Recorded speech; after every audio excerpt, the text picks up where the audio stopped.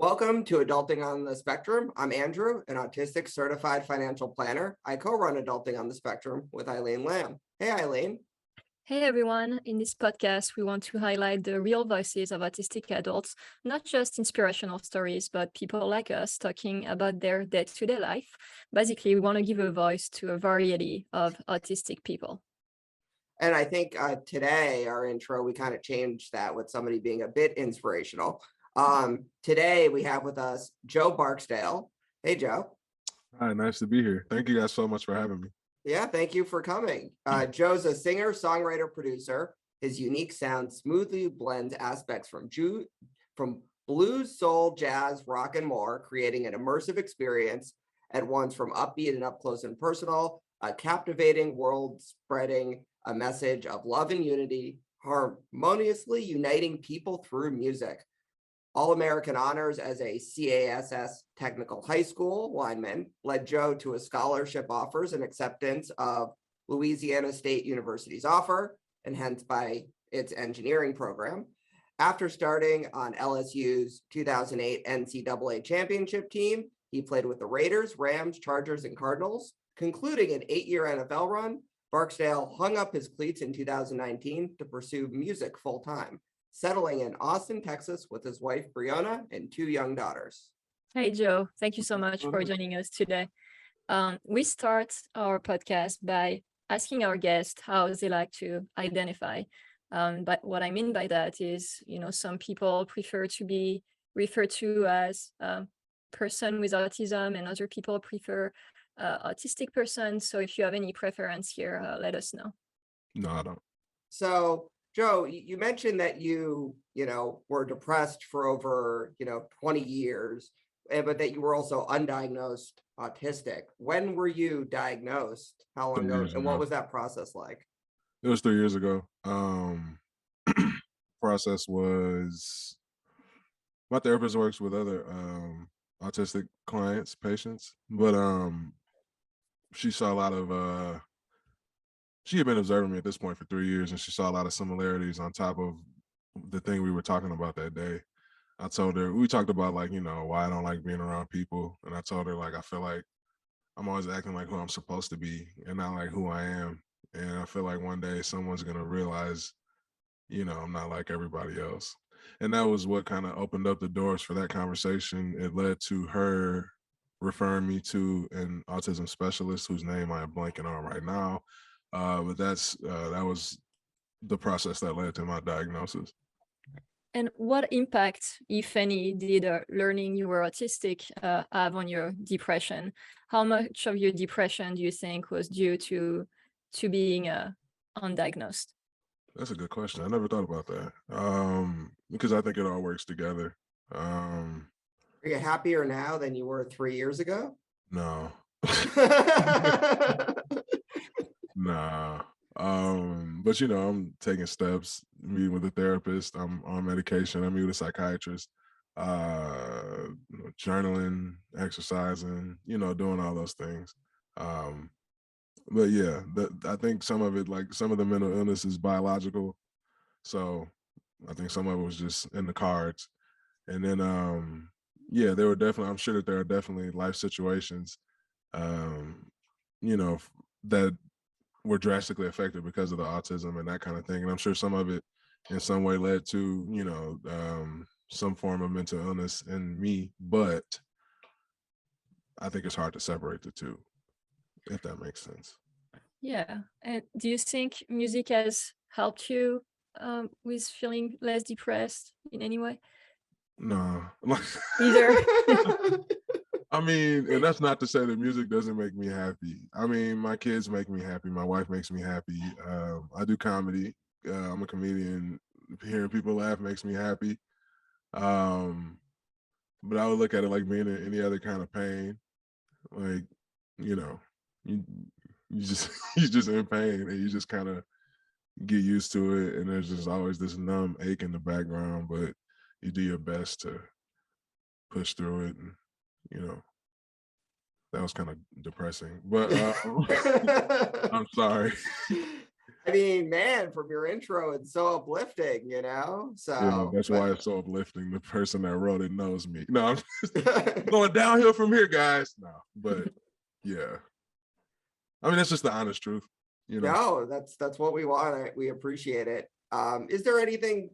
So it seems like since 2019 was when you left the NFL. Like, was the autism diagnosis, did that shape any part in your professional career the last 3 years or all that? Or is it just no. completely I was irrelevant? diagnosed after I retired. Oh, after you retired? Okay. But it did, like, it definitely explained a lot, like why I hated working with teams and like a lot. It definitely explained a lot of the issues that I was having, not just in the NFL, but with people in general, but definitely like within my job too. Yeah, I mean, I think about like why I even got into football in the first place. I was at an engineering camp and this kid was saying something. He was being sarcastic. I thought he was being serious. And I thought people who say things that stupid should be slapped. And before I could tell myself not to slap him, I was already slapping him.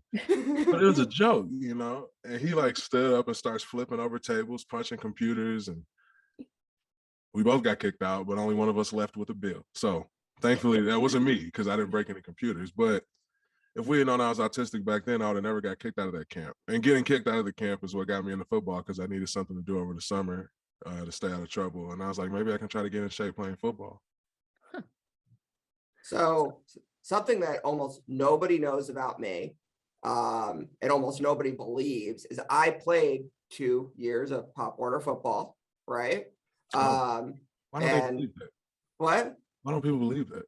I mean, I'm not an athletic person. I'm But you said you played 2 years in Pop Warner football, not 20 years in the league. Like, it's very believable. It's still, I've told some close friends and they've thought it's like the most hilarious thing I've ever told them if they know me. Like, I'm like the computer geek and, so even the thought of me playing at all is apparently that amusing. But I can confirm. That was me at the beginning of playing football, though. Yeah. Like, I was at engineering camp. I'm a computer geek too. Like, so maybe that's why it's so believable for me. So is there anything that, and I'm gonna tell a quick story then ask a question. So I have this is personal but in a funny way, I have very hairy legs, like James, but like super hairy, like my dad looks like he shirt off, it looks like he has a shirt when he doesn't. Like, I'm the same. So at like 13, you have a bunch of boys, football, and they're all making fun of me because they're just going to make fun of people for anything, right? It's like what they do, it didn't matter what it was. Mm-hmm. So I thought, well, logically, if they're making fun of me because my legs are hairy, right, then what I should do is I should shave my legs. And if you want to get made fun of more by a football team for having hairy legs, shaving your legs is a surefire way for them to make fun of you even more. So that did happen to me. That's my football story. But do you have it? Yeah. You said you didn't like. You shouldn't be mad about someone shaving their legs. If women can shave their legs because they don't want hair on them, why can't dudes? Well, I mean, they were making fun of me for my legs being hairy in the first place, right? They were just gonna, I think a lot of it is picking on people because that's just kind of like. It just doesn't make sense to me. Well, didn't make sense to me either. Do you have any stories like that? Not, it doesn't have to be about your legs, but of just kids in general in middle school. No, or if the football team and just something where I don't know, maybe you were a bit different or something like that. Pretty much every day. I mean, I never saw, like, there would be this thing. There were coaches that always said that I would think too much, but there would be this thing called, like, you're blocking somebody. Coaches want you to block somebody and like dump them into the ground and try to break their legs. And I'm like, if the dude's blocked and he's not making the play, that's good, right? So it was always looked at as like a lack of effort from my part, but in actuality, it was like the job is done. Logically, if I'm gonna be on this field for 70 more snaps, there's no need for me to expend all my energy on snap number 3. But like, I would say just being a person that saw things logically in general, did not bode well for me in football. Like we'd be going out to practice. I'm like, hey, coach, you see the heat advisory warning this morning? You know, like, yeah, I saw it. We're gonna go out there still. Okay, well, that sounds illegal. Somebody shut him up. Like, you know what I mean? Like those kind of things. Just things that just never made sense to me. It never made sense to me why people, even as a professional athlete, because I never watched sports. I don't watch sports.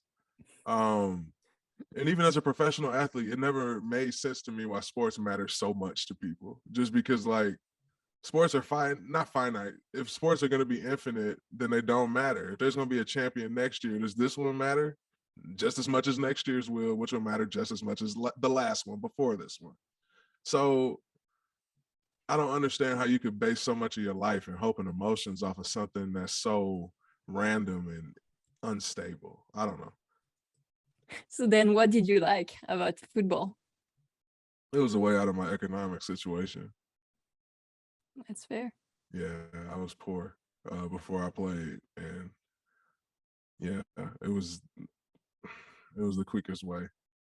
I mean, even my thought was like, even if I'm making league minimum, I'll probably make more than like my dad will make in 10 years, you know.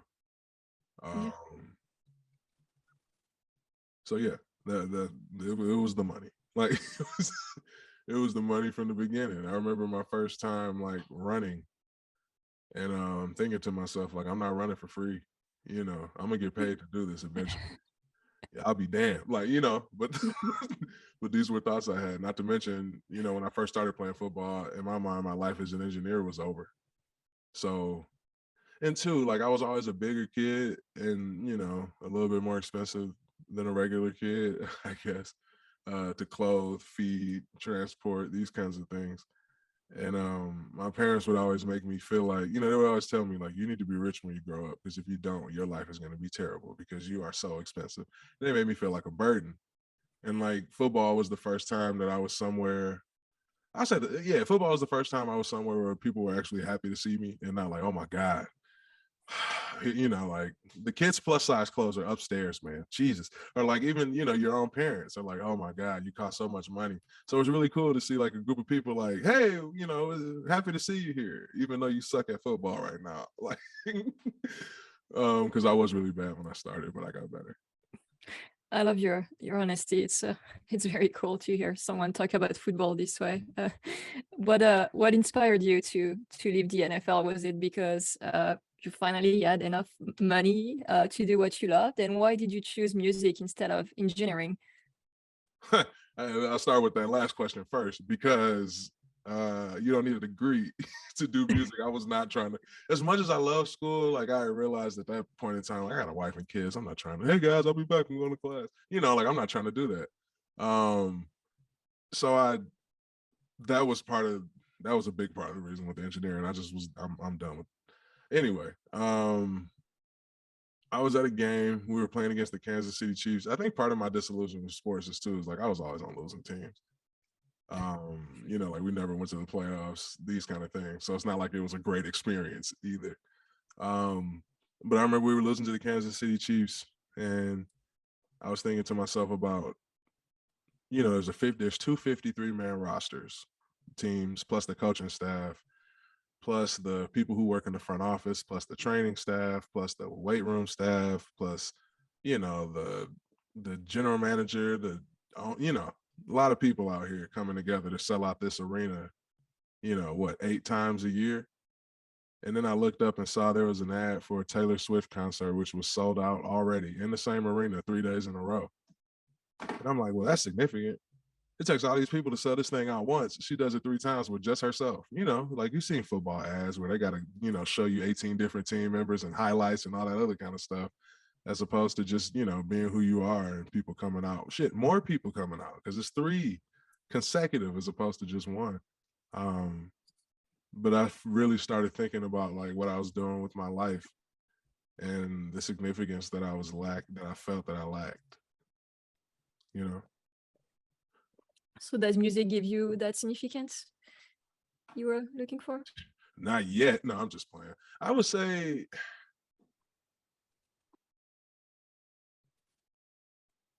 it's a piece of the puzzle for sure. and I'm not saying piece of the puzzle because of the autism thing, but we didn't think you were, okay. but now we make a lot of dad right? jokes. But I think it's a piece of the puzzle. I think that these kind of conversations are part of the things that help me feel more significant. Like I said, there's the comedy too, being a dad, being a husband, all these things, I think they work together for significance. But music is definitely a factor in that equation for sure. And you talked about being sorry.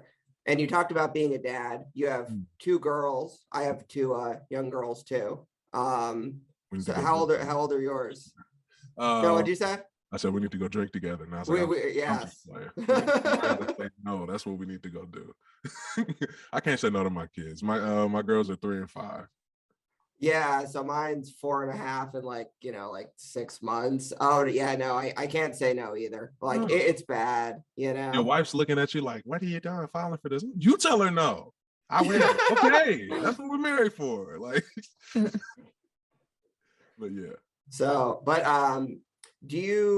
so you already had both your kids or close to it when you were diagnosed? Yeah, I had them both.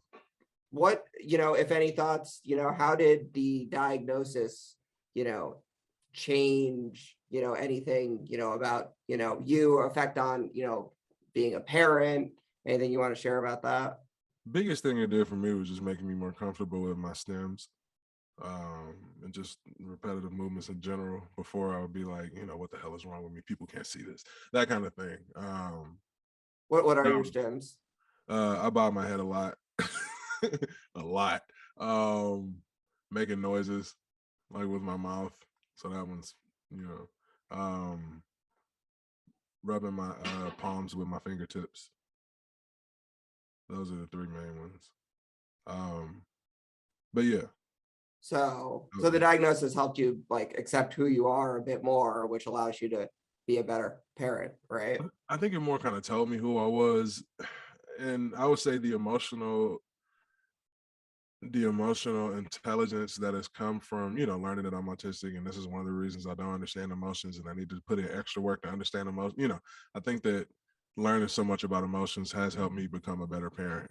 So autism didn't directly, but adjacent, it did. Do your kids know about your diagnosis? Is that something you talk about with your family? I mean, I would say they're both still too young. I would think. I think the 5-year-old's close because she's gonna be in kindergarten next year. But like the other one's 3. She's still She thinks they have to. Like they were in the bath the other day, and the dog. We have dogs. We have 2 Doberman. Sometimes when our female dog barks, because I do a really good job of imitating sounds. So one time when our female dog, and I can't help myself, what is it called? Echolalia? But when the female dog barks, I will just bark consistently. And one day, Kennedy, who's the older one, she's like, Mommy, why is Daddy barking like a dog? And Mom's like, well, sweetie, Daddy is autistic. And that means that, there are different spectrums. And I just walked away on that conversation because I'm like, I'll wait till you're a little older to break it down. No. But, we are introducing it just in terms of like the concept of autism and like not everyone is like you and that kind of thing. So yeah, yes and no. That was a terrible answer. It's good. I have 2 boys. You guys have 2 girls. I have 2 boys, and I'm on the spectrum. My 2 kids are too, and my youngest is verbal, but my oldest is nonverbal. But started talking about my autism and explaining that there is a wide variety of experiences. Like my oldest is nonverbal, and I'm here and I'm talking, and I have kids, and it's I think it's good for kids to learn about it from a young age. 5, I think, is when we started really talking about it with my kiddo. Would you say that your autism diagnosis is a reason to work harder on yourself? I don't know about saying it's a reason to work harder on yourself, but I will say it's not an excuse to be an asshole. But that being said, there are times where you may look like an asshole. Like when I was a kid, my mom would shop at this store called Lane Bryant. We would be in Lane Bryant so much, I thought this was the only place that they made women's clothing. I didn't realize that it was a women's big and tall store, and that's why I was quiet, because there was so much shame. Like, and so, one day we just walk in, and I'm like, hey, is this the only place that makes female clothes? We come here a lot. And like, why are the dresses so big? And like, why is everybody looking so surprised, right? So you look like an asshole. Because I'm like, Mom, let me find you a dress. What size do you wear? Oh, this is an 18. This is definitely too small. Like, just loud, you know, but you sound like an asshole. But you're not. You're just in your mind trying to help, you know. So I do think that there are times like that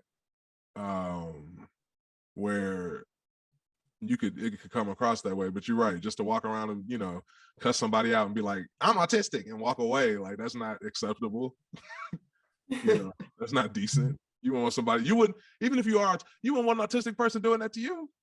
Like, shut the fuck up, I'm autistic. Like, we still got a box. I'm autistic too. Like, you know, I'm on the spectrum. You about to be on the floor. Okay, I'm sorry. So, do you have any advice for, you know, young autistic dads, right? Other than it sounds like you can't say no and you should probably drink. Do you have any wholesome advice for?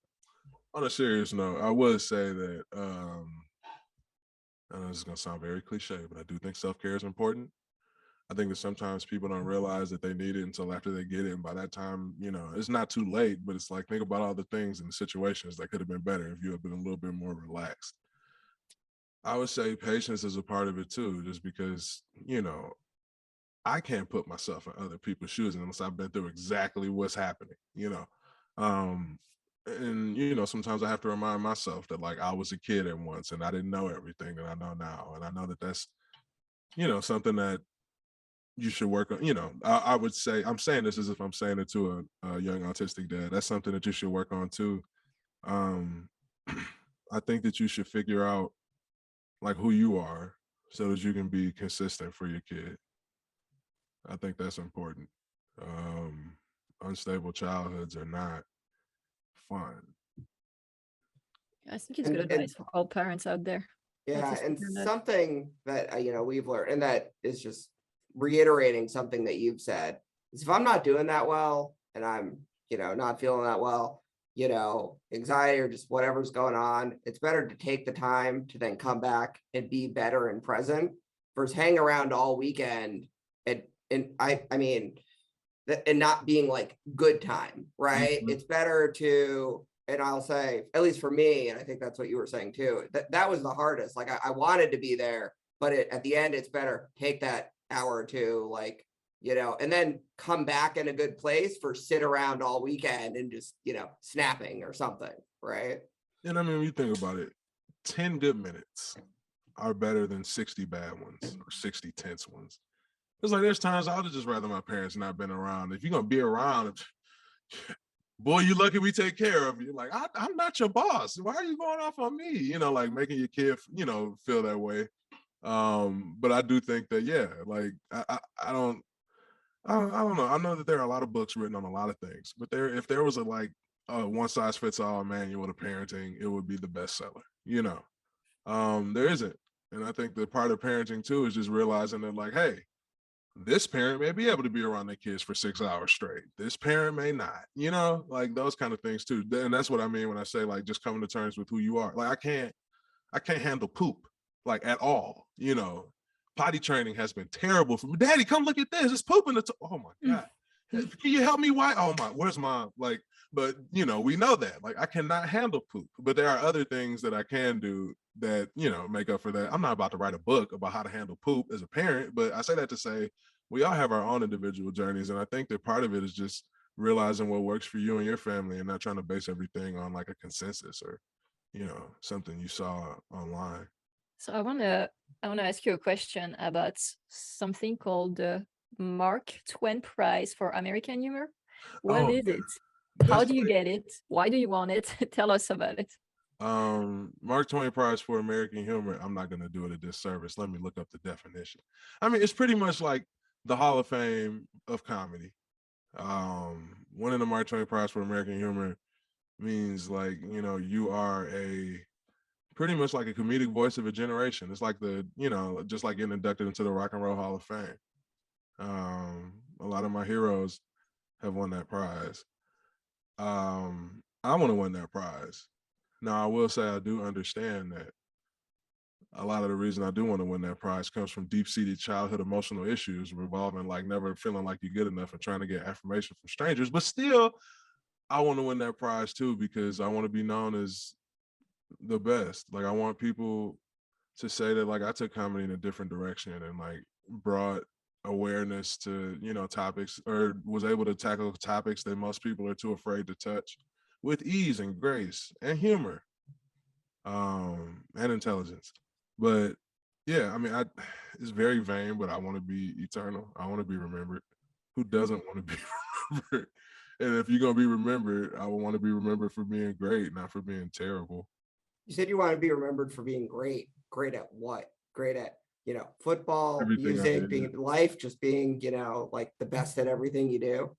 Everything that I spend serious time in. So right now, that's music and comedy. Yeah, I would say I put serious time into both of those. Yeah, I want to be undeniably good, because I never have been before. You know, there comes a point in time in your life where you're tired of just being in the top 5 or the top 10. You know, you want to be the guy. I want to be the guy. But so at the same time, like you're, you know, by most measures, you know, very successful. A lot of people can never play in the NFL, no matter how hard they try. You know, I can't, you know, sing to save, I mean, my life, by the way, like, you know, like literally like the worst, right? Mhm. Like, you know, like that American Idol dude who was like doing it as a joke, but worse. So, but what can you say for people?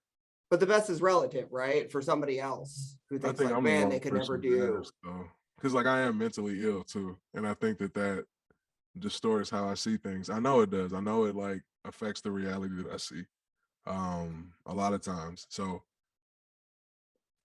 I may not be the best one for advice in that subject, you know. But yeah, like that's, I don't know, like I can't see it that way. I never have been able to, and I never will be able to. Even when I was playing, it's like, well, people would die to be in the NFL. And I'm like, well, they die for no reason. You know, like I think that there are bigger things in life. And maybe that's what it is. The fact that I think that there's much bigger things in life. Sorry, I was thinking, okay. So Mark Twain, actually, he grew up like a town over from me at his house. I know you don't care about him as much as his award, but I don't think they give it out here, or I'd hear about it, right? If they were giving out the award. I hadn't heard of the award, probably separate.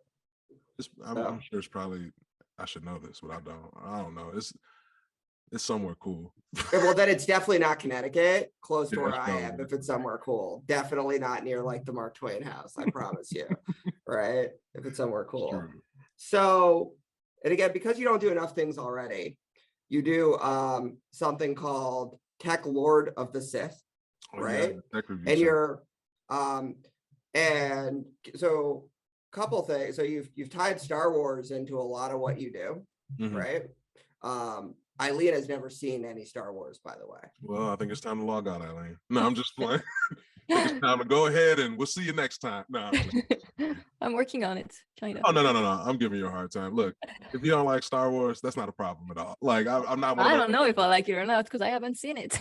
Oh, well, but you know, some people, like, if you don't like what they're trying to tell you about, all of a sudden, oh, we can't be friends. Why not? Because I don't like the. I know. I'm just letting you know I'm very chill. So tell us, what is Tech Lord of the Sith?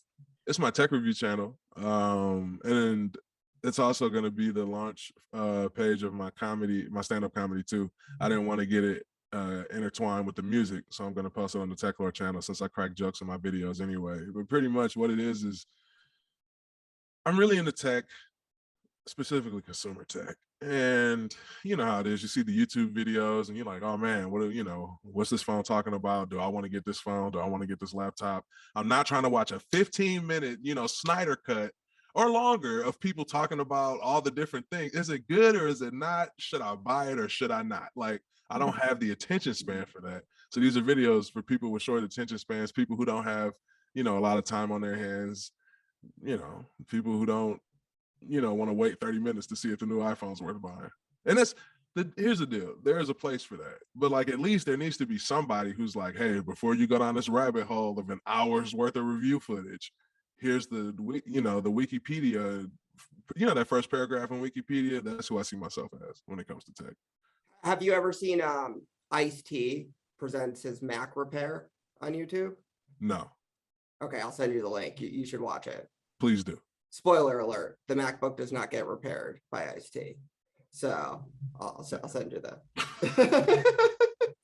That shows how I just go, I'm like, oh, I didn't realize Ice-T was into computers like that. Woo! Still don't get sarcasm. So actually, Eileen and I are very sarcastic. We like speak sarcasm. We're like the opposite, where if we assume each other's being sarcastic to us, like, so if we're being serious, we have to specify that it's the opposite, right, Eileen? Yeah, it's kind of fun. Jeez, that doesn't sound fun at all. I'm having a terrible day mentally. Shut the fuck up. Anyway, like, yeah, like, no, I'm serious. You're never serious. Anyway, but yeah. That is the problem with, like, sarcasm or humor. People do always assume like, oh, that's a joke. Yeah. Okay, I'm going to ask you some quick fire questions. Basically, you tell me the first answer that comes to your mind. Okay, are these one-word answers? Yeah. Okay. We're close to it. Don't have to be. Or two. Whatever. Okay. Quick. Whatever. Do you have a favorite quote? And if so, what is it and who said it? Favorite quote. So I can quote like a poem or something. Whatever you want. I won't quote the entire poem, but it's I should know this author. The name of Robert Frost. The name of the poem is stopping by woods on a snowy evening. The woods are lovely, dark and deep, but I have promises to keep and miles to go before I sleep. Because that's how I feel about my life. Like, I mean, the way I see the woods is like, like him sitting down and dying, but him saying like, but I have promises to keep, like, it's ambiguous. So it could be promises to yourself, to other people, to God. I don't know. And miles to go before I sleep. I've come so far, but I still have so far to go. So it kind of encapsulates like my entire existence at this point in time. Well, actually, it encapsulates my entire existence, period. I won't even say at this point in time. But yeah, so that's that. Like it. Sorry, that was way more than one word. Good. What is your biggest inspiration when it comes to music, a band, a singer? Kanye West. Oh my God. Kanye West. I'm sorry. But I would say Kanye West. Marvin Gaye is very close, but Kanye West. What's your favorite alcoholic drink? Margarita. Actually, no, my favorite alcoholic drink is a tequila neat. You know why? It's low in calories. It gets you where you're trying to go, and you don't have to walk around with it the whole party. It's a good reason. What is your favorite portrayal of autism in the media? Tina Belcher from Bob's Burgers. I mean, I don't even know if it's like confirmed that she's autistic, but I feel like she is, and I love her character so much. Another thing I've never seen. I guess I'll add it to my list. Yeah, Tina Belcher. What was your dream job as a child, or what did you want to be? I wanted to design cars, whether it was interiors or exteriors, but I wanted to like work on cars. I grew up in Detroit, which is home of the big three motor factories. So yeah, I wanted to design cars. What's your dream car? A Bentley. Luxurious. Actually, no, I don't have a dream car. What car do you have now? An Audi Q8. But yeah, my dream car is a driver. Does that count? Does that make sense? Like, I would rather have a driver. That is a good car. What I mean? Yeah, that's a great car, right? Like a nice car with a driver. That's my dream. That's my dream car. Because then you can have those tequila neats and you don't have to worry about driving home. No. There you go. Yeah. Private Uber driver. Yeah. That's right. The first time you got that answer. What's your dream car? A driver. Yeah. What part of the spectrum are you on? I'm sorry.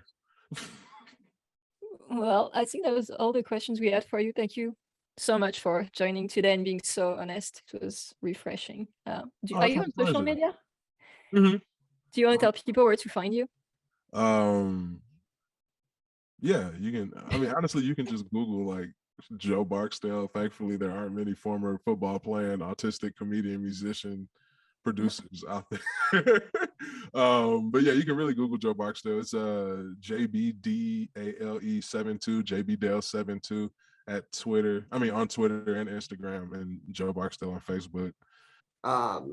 Thank you so much for coming on the podcast. Honestly, Thank you guys for having me. This has been fantastic. I hope I wasn't too long-winded.